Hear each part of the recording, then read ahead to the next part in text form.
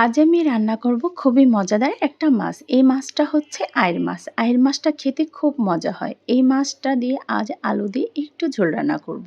ফার্স্টে প্যানটা বসিয়ে দিয়ে দিলাম এখানে সর্ষের তেল। তেলের মধ্যে দিয়ে দিয়েছি কিছু পেঁয়াজ কুচি। পেঁয়াজটাকে এখন তেলের সাথে ভেজে নিব। আসসালামু আলাইকুম, আমি নতুন আরও একটি রেসিপি নিয়ে চলে এসেছি। এই তো পেঁয়াজটা এ পর্যায়ে ভাজা শেষ করে এখানে দিয়ে দিলাম স্বাদ মতো নুন। এই তো নুনটা দিয়ে এখন আমি দিয়ে দিয়েছি আধা চা চামচ এখানে আদা বাটা, আধা চা চামচ দিয়ে দিয়েছি রসুন বাটা, আধা চা চামচের মতো এখানে দিয়ে দেবো জিরার বাটা, 2 চামচের মতো অ্যাড করে দিয়েছি পেঁয়াজ বাটা।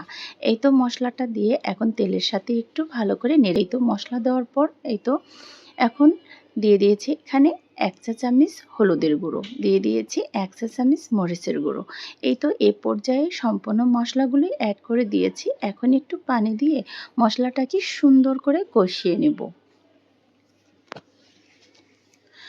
এই তো মশলা কষানোর পর এখানে আমি দিয়ে দিয়েছি ফালি করা কিছু কাঁচামরিচ কেটে। তো মশলাটা এই পর্যায়ে কষানো শেষ করে এখানে আমি আলুগুলো কেটে নিয়েছিলাম। এই তো ধুয়ে পরিষ্কার করে রাখার পর এখন মশলার সাথে আলুগুলো ফার্স্টে কষিয়ে নেব। এই তো আলুগুলো মশলার সাথে কষিয়ে নিয়েছি। এরপরে আমি মাছগুলো অ্যাড করে দিব। আর এই আইড় মাছটা সত্যি খেতে খুব মজা হয়। এই তো এখন আলুর সাথে মাছগুলো দিয়েও